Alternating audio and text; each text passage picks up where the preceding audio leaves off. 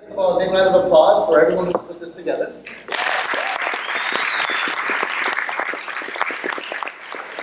And I do have to mention that I have a hard time saying hello in under 5 minutes. And so we've been talking 5 minutes. We'll see how far we get. So what I'd like to talk to you about are what do we do to connect ideas with our children, for our students. So looking at it from a teacher standpoint and an educator standpoint. Because oftentimes what happens is that our view of mathematics is different than our students. Our students tend to see mathematics as a series of disjointed, disconnected notions. They jump from number land to fraction land to algebra land to geometry land without any way across them. And oftentimes fall through with no way of getting to any other destination. Think about the $100. Look at the different ways that we can represent it, the different way that it's connected and get broken down in different ways. Are they equal or are they equivalent? That's a central idea that we want to explore. Now, same thing, imagine 100 students. If you were to have 4 buses carrying 25 students versus 25 buses with 4 students in each. Is there anything about that besides the result that's a similar experience? Equal or equivalent? Our math practices get us to think about the structure. They get to the sense making and the reasoning piece. But it is up to us to make sure the coherence of mathematics actually happens. Also, what we want to do is we want to think about when our students see things. So take a look at all these fractions. When you observe them, look at the orientation, the context, the representation. Are these all equal or equivalent? Our students have to be able to make sense of what happens. When you see a loaf of bread cut up into 16 pieces, is that the same as the original? Will the bakery take it back? Now think about these things and now let's generalize that. So instead of 16 16s, in general x over x, is that always 1? Sometimes 1? Depends on the weather 1? Never 1? Our students have to make sense of this, but it's a central idea. That sense-making is central to understanding and doing well in mathematics. This is what I do at the elementary level. Take a picture that they like. I did this with my daughter's classroom. Give some of the kids the whole picture, give some of them 16 of the picture, cut it up into equal-sized pieces, unfair. Or maybe 30 out of 30 pictures.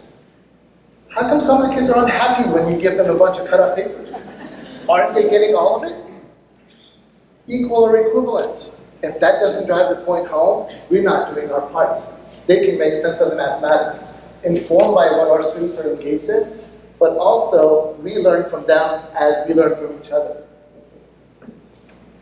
As we continue, I want you to think about how these representations go through the K-12 curriculum. So when you think about a product, say 15 times 23, it can be decomposed, literally decomposed, broken apart in different ways. The orientation, the grouping matters.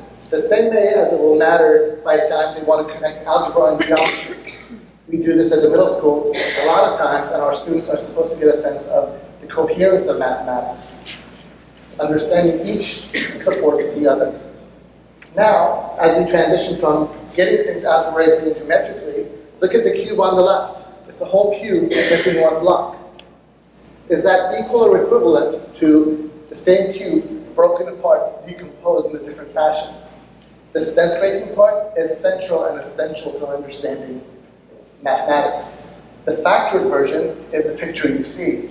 The x cubed minus 1 is what our students see. We have to make sense of it and engage our students in that. When we get to graphing different equations, when our students see 2x minus 6 over x minus 3, I don't know about you, my favorite student's method is cancellation. They say that's always equal to 2. Well, with the exception of that one point. You know what? Our actions have consequences. Mathematics is a playground for us to understand the consequences of our actions. Graphically, we tell our students, square both sides, that's what we do. But when we do, we have to create extra and extraneous solutions. Is that equal? Are those two equations equivalent? Think through the mathematics and engage your students in that. Understanding these different flexible ways of knowing representations, again, is very empowering for our students. And we need to engage all of our students in that. So the perspectives. help them to make sense of the mathematics that is yet to come. So again, purposeful tasks, understanding the core ideas in mathematics, the questioning that we do in our classroom setting, and the evidence, what we hear from our students. How do we put that to good use? A lot of times we have to make sense of the progression as we go across in this picture. Algebraic thinking through the grade bands. What we don't do enough of is actually lasso up and down. Connect the algebraic thinking with the fractional proportional thinking, with the geometry and everything else. Mathematics itself is coherent. It's our job to engage and empower our students so they can pursue their dreams of the future. Thank you.